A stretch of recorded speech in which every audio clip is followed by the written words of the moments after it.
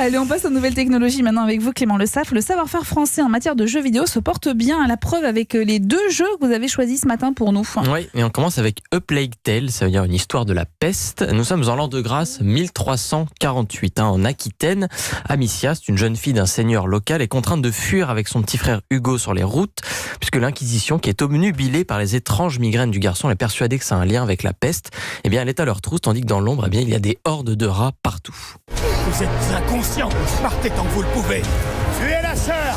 Prenez le garçon vivant. Tu dois le protéger, Amicia. Idiot quoi? Je suis pas idiot. Alors, A Plague Tale, c'est un vrai jeu d'infiltration. Pas question ici de tuer les ennemis à tour de bras comme on peut avoir l'habitude dans Assassin's Creed notamment. Ça peut rappeler avec le côté historique, mais c'est pas du tout la même chose. Amicia et Hugo, ce sont des enfants et ils agissent comme tels. Ils se répugnent à tuer des gens.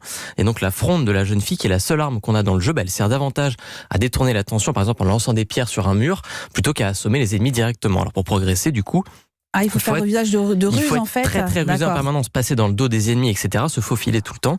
Alors moi, j'ai beaucoup aimé A Plague Tale, et notamment aussi pour son ambiance. C'est une plongée hyper détaillée dans cette époque de la peste noire qu'on voit finalement très peu sur nos écrans, qu'on a un peu envie d'oublier aussi, il faut le dire. Et puis on en vient finalement plus à craindre les hordes de rats qui sont vraiment effrayantes que l'Inquisition elle-même. Donc voilà, A Plague Tale, c'est disponible sur PC, PS4, Xbox One. C'est un blockbuster français, il n'y en a pas beaucoup, donc vraiment foncez. Et Céline Dacosta, elle est un peu dégoûtée par vos histoires de rats. Là. Vous aimez pas ça? C'est un jeu là, mais non, j'aime pas trop ça. C'est mignon un rat enfin. Ouais. Mais c'est impressionnant quand vous passez le son, on a l'impression que vous passez le son, la bande originale, pas la bande originale, pardon, la bande annonce d'un film. Mais c'est vraiment le même niveau maintenant, avec un scénario, etc. C'est vrai, et puis avec des budgets pareils. Que je pense qu'à ça, mais j'aime bien Ratatouille, le petit rat qui fait à manger. C'est pas les mêmes là. Ouais, c'est pas... Non, je me doute. Cette fille est dingue. Je suis désolée, Clément. Ouais. J'excuse, je pardonne. Vous avez quand même un deuxième jeu qui, lui, se joue sur téléphone. C'est pour Céline Dacosta, ça, peut-être. Un peu plus, peut-être, même si ça fait un peu peur quand même. Ça s'appelle Very Little Nightmares. C'est un jeu de plateforme à énigmes. En fait, on y incarne cette fois une petite fille vêtue d'un impair jaune plutôt, qui cherche, elle, à s'échapper de la tanière. C'est un vaste labyrinthe de pièces et de couloirs truffés de pièges et parcouru par d'étranges créatures qu'il vaut mieux ne pas croiser.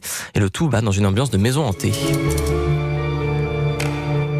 Gentille maison hantée, ça va. Gentille maison hantée. Le style est très enfantin, c'est dessiné. Ça ressemble un petit peu à une BD là encore. Donc pour résoudre les énigmes, il faut faire preuve d'inventivité. Il faut bouger des caisses, activer des mécanismes, transporter des objets. Et puis surtout, il va falloir être patient car la difficulté des puzzles va crescendo. C'est pas rare de se retrouver bloqué moi-même. J'ai passé 1 heure parfois sur un même niveau.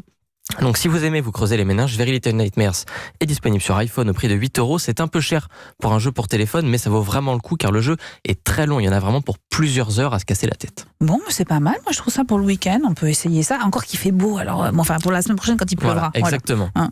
Merci beaucoup, Clément Le Saff.